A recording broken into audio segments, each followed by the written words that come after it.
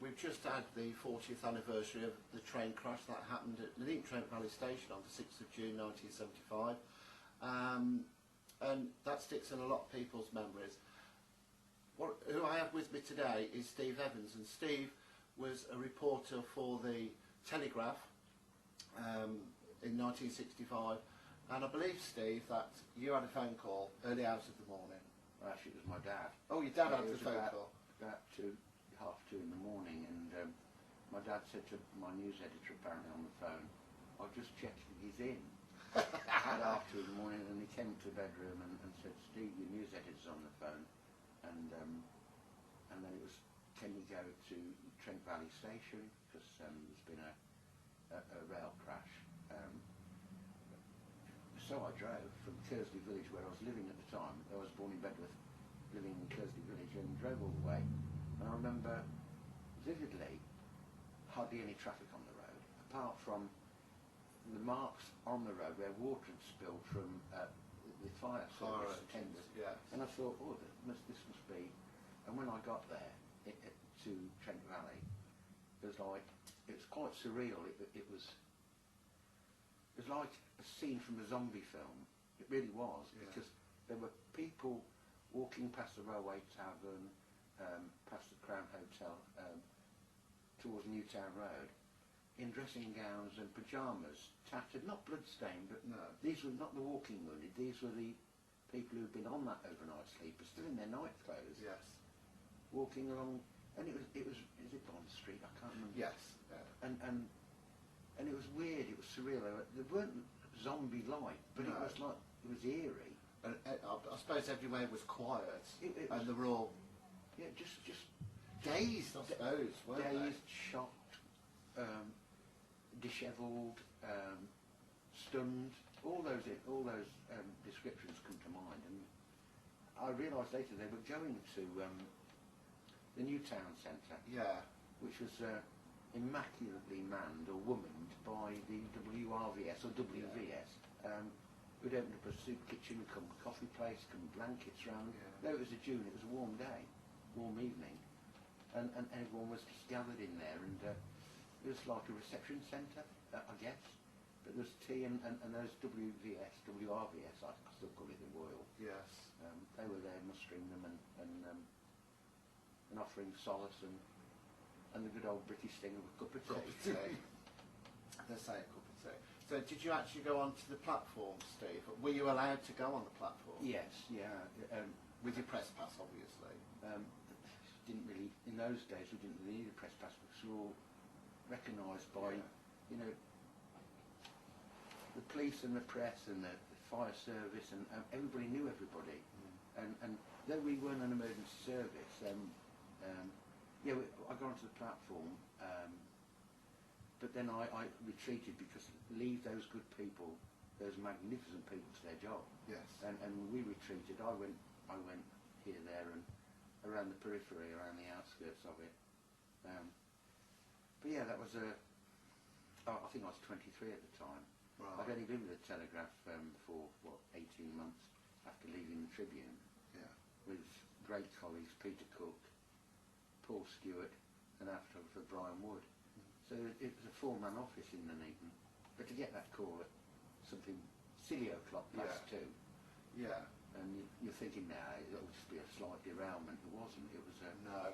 Well, when you see some of the photographs, I mean, that they were. I've actually got some aerial photographs, but there's some here, and I mean it's utter carnage, and 6 people lost their lives. Sadly, there's no memorial to this awful accident, and so we are raising some money. We're almost there, and I'm just waiting on the train companies now to cross the T's and dot the I's. But the train mounted the platform, as you can see, and all of Leicester Road there. I mean, it was chock-a-block with ambulance service. It was. I remember the next day. Well, this young lady here, I think, is Norma Miller. Yes, she is. She was trapped by her legs in a carriage. They had to bring down this crane. A crane there. This one, there it is again. That came down from Crewe the following day. Yeah. And doctors doctors were on the scene saying that we had to amputate. Yeah. And Norma sort of captured the public imagination because there's a girl trapped in there. She was a model on her way back from Euston to, she lived in Dundee, on her way back to Glasgow. I think she's still got curls in her hair, I'm not sure. Yeah. Trapped by her legs, and they said that paramedics and doctors on site were saying that we can't get that carriage lifted just a quarter of an inch or half an inch or an inch or 2 inches. We'd have to amputate on site. Yeah. And down it came from crew, and there it is. Yeah. And lifted the carriage just enough for them to extricate her. Yes. And she went to the Manor Hospital, Yes. which was the main reception hospital at the time. And I can't pay tribute too much to the staff of the at the Manor Hospital. Yeah. And it was all down to, I mean, I'd like to pay tribute to we had a major disasters committee, would you believe, set up in Nuneaton circa 1970. Major Ralph Goldsmith, who was the administrator at the hospital. George Elliott, and Superintendent John Radley was elected the spokesman. I was at the Trib at the time, and the editor said, "Steve, can you go and see Superintendent Radley? Because he wants to announce something." Now, he was obviously elected by the rest of the committee to be the spokesperson. And he announced this major disasters plan, which is a pyramid call-out system. You know, obviously the hospital's first on the pyramid, blah blah blah, all the way down to last and not least, but last, obviously, the press, the local press, and the foresight of that really helped. Yeah, because 5 years later, this happened, and it ran like clockwork. Yeah. It really ran like clockwork because of the foresight of that committee. Yeah. And though I give John Radley credit, but it was a committee thing. Yes. And probably thought it never happened. You know, Mount Judd will never explode. Yeah. Never erupt. Yeah. But we never ever thought that would happen, and No. it did. It did.